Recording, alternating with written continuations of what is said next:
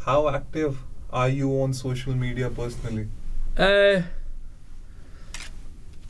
used to be more active, right? So bear in mind, I'm going to be 39 this year. So I sort of lived the transition from not social media not existing to then seeing social media. I don't know if in Chile we had a thing called Photolog. I don't know if you've heard of it. Not Right. heard of. So this is when I was, I don't know, 16 or 17. I wasn't on it.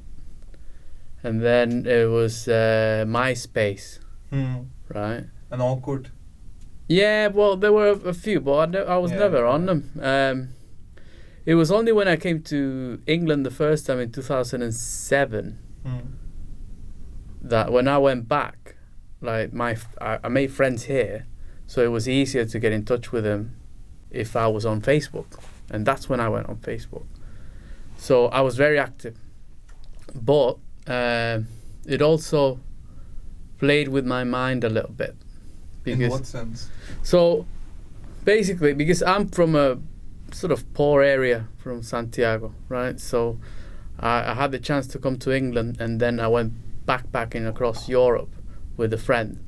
So I went back to Chile, and I had pictures in Russia and Italy and Germany, and I went to Old Trafford when I was living in Manchester. So I did a lot of things, and then my friends and people my age, they were also on social media. They were also on Facebook, but obviously their posts weren't like traveling around Europe, you see. So sort of the narcissist that is hidden in everyone sort of came out, and I was like, oh wow, well, look at my pictures here, look at my pictures there. I was only 22. So that's why I'm saying it plays with my mind, because it gives you the notion that you're actually important, or that you need to seek validation through others. So going back to your point, you did it because you wanted to connect with the people that you met in England when you first came here. At the start, yeah. And then you could understand how it could sort of fulfill your need of validation. Look, I'm around Europe, and look how cool I am. Yeah, I mean, I did it for a while, and then I just... When did you have enough of it, and why? I came off Facebook for about 8 years, something like that. I think I was drunk, and I kept changing my password, and then I couldn't remember the password. But then I realized, I actually don't need to be on Facebook. It was a thing like that. I came back recently, but just by chance. I was sharing something on Instagram, and then it gave me the option to share it on Facebook, and I said, well, I closed this, and I opened it. But for me now, social media doesn't really control my life, or doesn't have any power, because I don't need that validation anymore, I don't think. Are you worried about people who are younger than us, the current generation of young people, young lot, especially from the ages of 13 to 18, 18 to 25, even older people, doing everything to seek validation or to fit in? I have seen people who come onto social media who are apparently helping a poor person, and they record themselves. So doesn't it invalidate the whole point of helping someone? Don't you think it's a part of people that is very narcissistic, that they want to show everyone, look, we are great people, we are good people, look how kind we are? It's not even a generational thing, because I've been out in a restaurant or a bar, and it's not only the young people that are doing it. Like, you see people like recording those boomerangs with their drinks and stuff, and it takes 5 minutes because it wasn't the perfect shot, and there are people in their 50s. Going back to the narcissist subject, we all were narcissists at some point, right? Because when we're kids, and you think the world Rolls is, around you. yeah, because you're a kid, so you go to supermarket, I want that chocolate, I want this, I want, and it's the parents that teach you, you're not the center of the world. But I think the new generations, because they grew up with social media and they grew up During a pandemic as well. during a pandemic as well, so they needed to show themselves out there. They couldn't go out, they couldn't socialize. I think narcissism is going to be stronger in the new generations because they grew up knowing that they needed to, in order for something to be cool, you needed to share it, right? People need to say this is cool, not yourself. So if you're enjoying an afternoon with a friend, if you're enjoying a pint, if you're in a concert, I've been to so many concerts and people are just recording the concert, right? So I'm not sure if they actually saw the concert or saw the concert through their phone, right? Because it's filming the whole thing. And to be honest, no one likes watching concerts through someone else's phone. But that person is thinking, I want people to know that I went to that concert. You see, I've done it myself. I always record 1 minute of the song I like, and then I just put the phone away and I just enjoy it, because I want to remember that minute. But I'm not looking for anyone's validation. But I am a 38-year-old guy, so that's why it is worrying for the new generations that they're gonna constantly seek validation outside of themselves. But no one believes people if they do not have a picture. Like, so you're saying that you went to a concert and you didn't click a picture, and how weird is that? And when we look at our pictures growing up, or even me, who was born in the 90s, you see that there were limited pictures, but sometimes it gives you those flashbacks. Okay, I remember bits of this day, but there are so many memories of my childhoods which I have no picture of, but I remember each moment. Like I lived it. I lived through it. But now people are living through their phones, and that's a big problem. Everyone wants to live through their memories.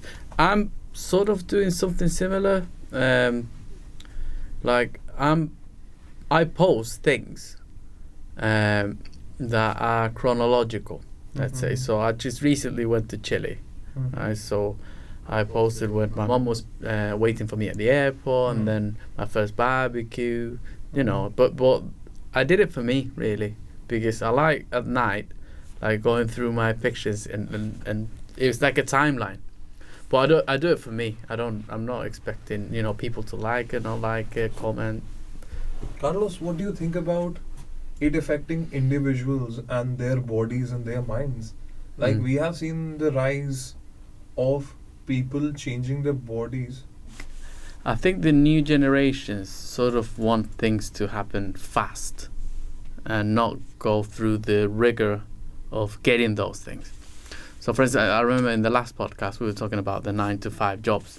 Right? So I guess, I don't know, the new generations are thinking, well, I don't want the 9-to-5 job. I want to make money from home. But the people who make money from home, a lot of money, they have put a lot of effort into thinking about something original, etc. Same with social media, I guess. So, you go on social media and you see all these muscly guys or these bikini girls and say, right, so rather than just going to the gym and look after my diet, which might take long, I rather just put Botox or, plastic surgery and get rid of my fat. So it's more of, I think it has more to do with how immediate the new generation wants things to happen, right? So I remember growing up, if I wanted to know about something, if I had homework, I had to go to the library because, and internet wasn't a thing, right? So new generations can just go on their phone and get exactly what they need to find out in a second.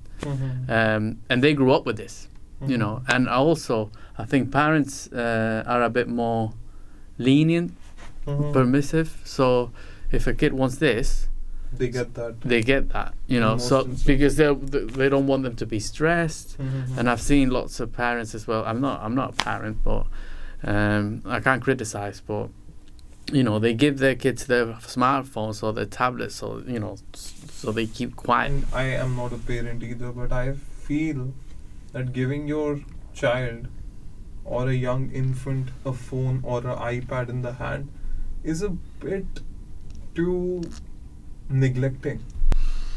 Because reason being, Carlos, Mm.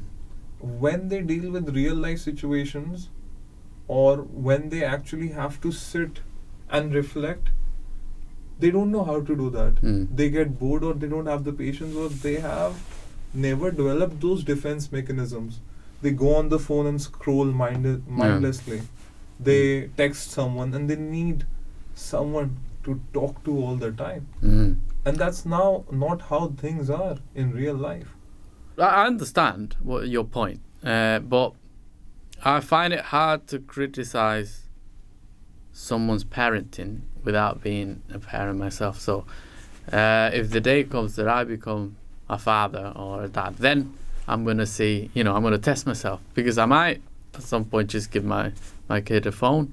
You know, I don't know. I'm thinking I wouldn't. I'm thinking I would prefer to do other things, you know, like reading or go for a walk, talking, yeah. Playing a sport. Playing sports, yeah. But I'd like to think I'd do that. But before I become a dad, even if that happens, I'm not sure if I want to criticize parenting styles No, I for like the that. moment. Mm. Do you know the Clinical Social Work Journal highlighted that young adult depression and anxiety is related to social media use?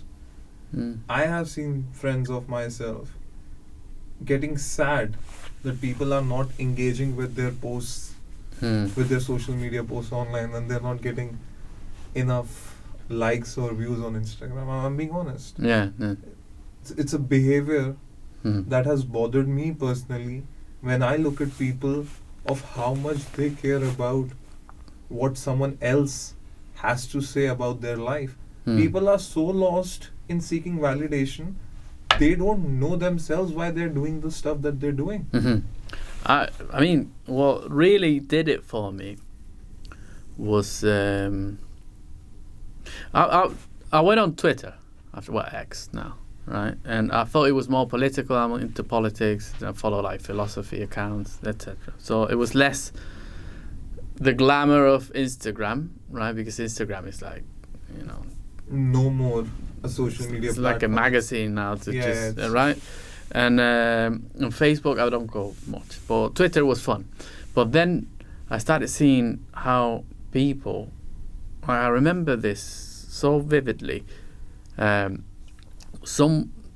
Someone's mum was dying, Right. right? So she was at a deathbed, Mm-hmm. and she takes a selfie with the mum, right? And she's like, "Oh, mom, I wish from heavens you're looking at me. I know that no one cares about this, but I just wanted to share my last picture with my mom before she died."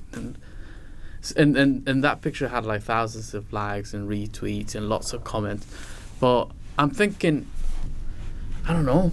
I mean, if that was my mom, the last thing I would think is like, "All right, mom, can I get a selfie with you before you die?" Because, I mean, why would you do that? Like, it's because you know that by making people feel Some kind of emotion. about you, you're gonna get likes and comments. Because I don't know, if my mom is passing away, there's a million likes, a billion likes. Even if that picture was the most liked picture in history, my pain would be the same. So then I really started It losing won't bring track. your mother back. No, and you know, like friends of mine, like one of my best friends, I remember an old friend died, you know. I know for a fact that he not seen him for years, Mhm. right? So the guy passes away. I hear the news and I'm like, "Oh wow, that's very sad." My friend looks for this old picture just of them, and not even close together. They're in a group, and puts a picture up. Oh, my dear friend, I miss you so much. And I'm like, why? Why did you feel the need to do that? If I know for a fact, because you're one of my best friends, I've never heard you talking about him, right? But he felt it was a good way of, I don't know why he did it. I don't like judging intentions, but I don't know. He thought it was a good idea to post a picture of him and this dead guy. And just how to prove many a people point. were in the picture? Because I remember you Right. telling me. 10 people or something. It was a group of people, you know. And it wasn't even like they were close or something. So you are essentially applying that people don't even leave dead people for likes. People who have unfortunately passed away, they don't even leave them just to get some sort of validation or show. Look how much pain we are in. Look, we know we lost someone we know. And I actually know people who are going through the worst, and they have had worse diseases, and people who have passed away in the past, and they never posted a single thing about their illness, Yeah, of course.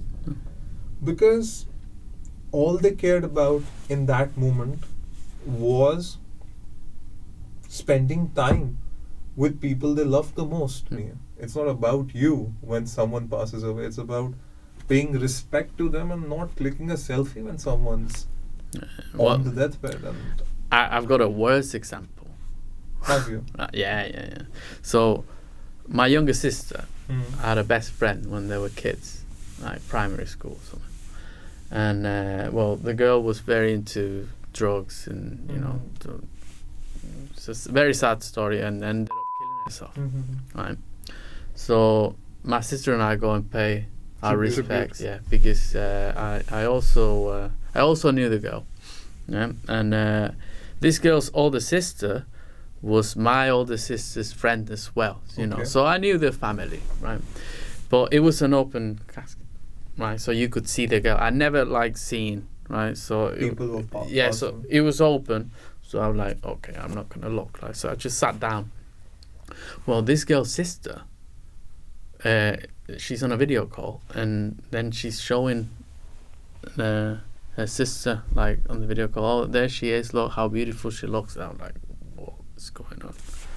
Right. So and then after that, she clicked a few pictures. I don't follow this girl, so I'm not sure if she posted a picture of her dead sister. But I mean, again, I don't think I would be doing that.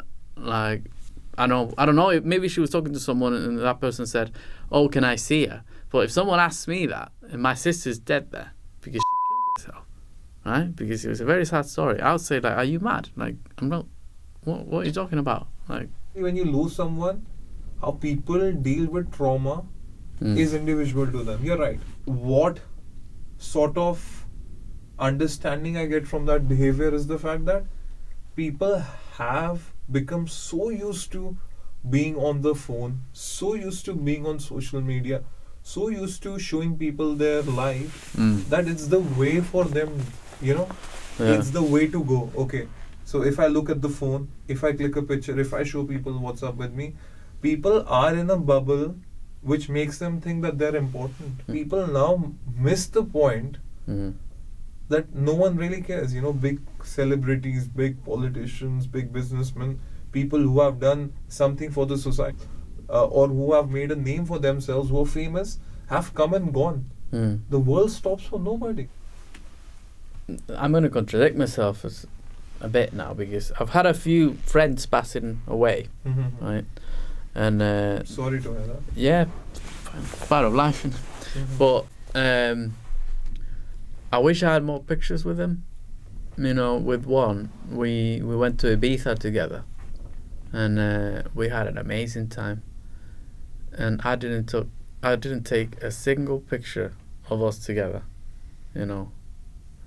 And I'm looking back and I said, why didn't I do it? You know, I was just taking pictures of the sea and selfies, and I said, why didn't I say, like, let's have a picture?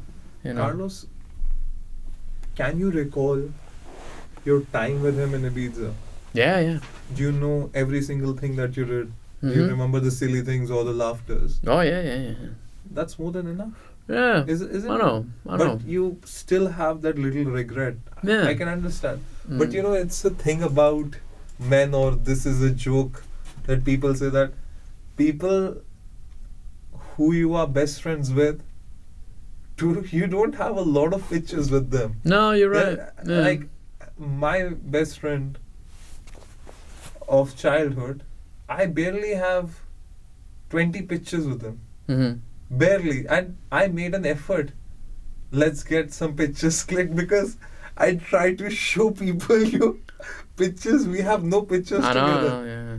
I've got one of my best friends. And that's real bros, I'm telling you. I know. One of my best friends. We've been friends since we were 4. Yeah. 34 years, and we must have like just the two of us, no picture. Like we would be in a group, but we used to like listen to music, play basketball. Like throughout our lives, we've been together, going concerts, no picture. Right, no. But this friend, who the Ibiza guy, Yeah. I took a really good picture of him. Right, he was eating, he had his beer, and Ibiza in the background, and they used that picture in his funeral.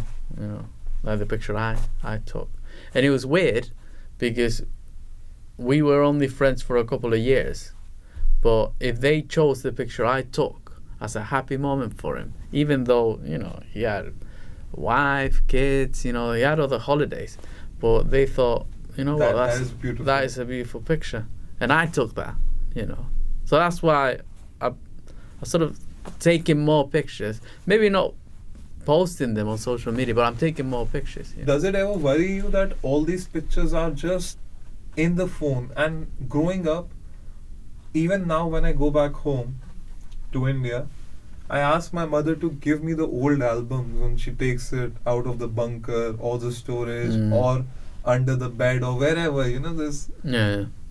And I still look at them with so much happiness. Mm-hmm.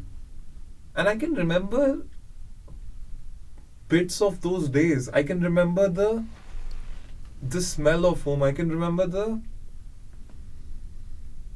things I did. I can remember the silly things, or the naughty things, or getting in trouble in school. All of the things I could remember. Carlos, what are the things that you would advise young people or old people or people of any age group who are addicted with social media and this mindless scrolling? And how people just procrastinate all the time. Oh, I'll get up and go to the gym, but look at that reel, I'm sending it to my friends. Yeah. It's funny, don't get me wrong, these reels are very funny. Yeah. But you don't realize, and it has happened with me, because I try to create podcasts and try to promote it on social media. That's the marketing tool basically for me. Sometimes I sit there and I'm editing my video, then I see a funny video and I realize, it's 30 minutes since I've been scrolling. I don't think there's a problem with that. I mean, I do it. Like, it's always showing me either Messi, Ronaldo, right, or Batman stuff, right. So things I like, or funny things like The Office, but if you say, right, I'm gonna do it for half an hour at night before I go to bed, that's fine. If you're doing it through the day, when it becomes a problem. Carlos, I've seen people at dinners at very nice places, leave alone nice, with family. You can't be more grateful. If you have family, you can't be more grateful than that. You have people around you who actually give a shit about you. Yeah. People really don't care. Mm-hmm. People have to come out of that mindset first. But they're having the nicest time of the 18th, 20th, 21st, whatever the birthday is, 30th, big 30, or whatever.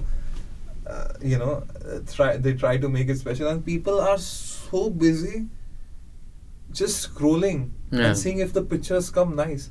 I have seen my friends getting upset if they have not had the birthday picture on their birthday. So there is a proper photo session that happens until they get the perfect picture, and they post who's posting for their birthday, and then they repost it so that other people wish them as well. I mean, that's not something I've seen, I guess, because of my age. Like, my friends don't do that. But going back to the advice I would give to younger generations, you said something before about looking at pictures from your childhood and remembering things. So there's a word in Portuguese that is saudade, right? And it only exists in Portuguese. You know, there are words like that. They only exist in one language. So saudade is basically that feeling that you get with, I don't know, with a smell or with a taste that takes you to a memory in the past, right? So like in Ratatouille, when the chef is eating that food and he takes him back to childhood and his mom will cook that food for him. So the advice I would give is that if you're going to post things, that's what I'm doing and I'm liking. My posts take me back to that day, right? So I'm not going to post about having a tray of sushi or, having a beer, right? Like a pint on a table, because I do that all the time, right? But I'm going to post about things that are going to take me back to that day. I remember that day. It was hot. I was eating this food. I was talking to this person. It's an important day. If you do that, then you're going to spend less time on social media, because life is quite, you get up, you go to work, you work out, you eat, you read something. That's mostly, so you don't need to spend all the time on social media. If you go to a concert, that's a thing. Or if you see a friend, and then you've not seen for a while, and you take a picture together, a selfie, then you remember that day. Carlos, what happens is when I go back to your thing about the concert, and you said that you didn't even click a picture, or I go back to what you said about losing a friend who you went Ibiza with. I think you were so busy enjoying yourself that you didn't even think, oh, let's click a picture, come. And I remember I went to Goa, a lot of nice beaches in India. It's a very nice place. A lot of tourists come. And I experienced something very unique with my friends, in terms of how drunk they were. And me being the only person who doesn't drink, I actually recall each memory and the fun that we had. And the funny thing was that we don't even have one group picture together on that trip. But the amount of fun that we had was unparalleled. And I still, 10 years later, 9 years later, I still call them and we still talk about the same things and we laugh. Do you know, it's not Goa or a particular place that we miss. It's our childhood that we miss. Yeah. And those people or those friends are your childhood back. I don't have pictures to show, but if you want to do a podcast on what we did on that trip, maybe I can make a 8-episode series. That's how good it is. Yeah. What is your message that you would like to give in the end to people listening? I mean, don't let social media control you. That's it. You need to control your life, control your mind. If you're in charge, and the validation comes from you, then you can use social media in a completely different way. Because I do like seeing pictures of my sister and her kids, my nephews and nieces. My mom likes traveling a lot, and she likes trying different dishes, and she's always putting pictures of the different dishes. I like doing that. I like seeing my friends having a good time. The people I care about. If one of my friends is seeing a relative that they're not seeing for a while, I like doing that. I enjoy it, but I don't let it control my life. I'm not thinking, I need to post this and it needs to be perfect. Have you seen people who are extremely affected by it, who let social media control their life? I have seen people who have gone, who have lost a lot of money because they wanted to show off. That's why I went on Twitter, in the Twitter example, because Twitter is different. Because on Twitter you don't really know anyone. It's very like you're just posting something, and so I've seen people like suffer a lot, when they get cancelled and stuff, or a bunch of people attacking one person. Twitter is a bit more aggressive. But I guess I've not met people affected by social media because the people I spend time with, or friends, or people that are becoming friends, are sort of a bit like me. So they're not really controlled by social media. Some of them are not even on social media. Most of my close friends are not very active there. So I guess I hang out with people that have got the same mentality. And I'm not even saying age, because I do have younger friends that don't really post anything, and they're not on social media. So I couldn't share an experience of someone that I know being consumed by social media, unfortunately. I am also talking about it with my own perspective and my own experiences. And I think when you you talked about growing up, when people actually grow up, or people actually realize that the world doesn't revolve around them, they stop posting on social media, believe me. Thank you for being on the podcast today, Carlos. I'm happy to be on the show again. Thank you. I appreciate it. And hopefully people use social media wisely. And as you said, don't let social media control you. You control what you see, or you control what you do. And don't think that things are about you. There's a bigger and a greater cause that you can contribute to without focusing too much on yourself. I mean, no one gives a shit about you. I mean, if I tomorrow I meet I don't know, Bono from U2, and I take a selfie with him and I post it, and it's because he's my like biggest idol, or Robert De Niro, Al Pacino, you know, or the Gallaghers. Yeah, I'm gonna inside me, I'm gonna think, wow, this is great. Yeah. Some people won't know. Exactly. Or some people will say, oh, I have a picture too. Like no one cares. No one cares. Only you.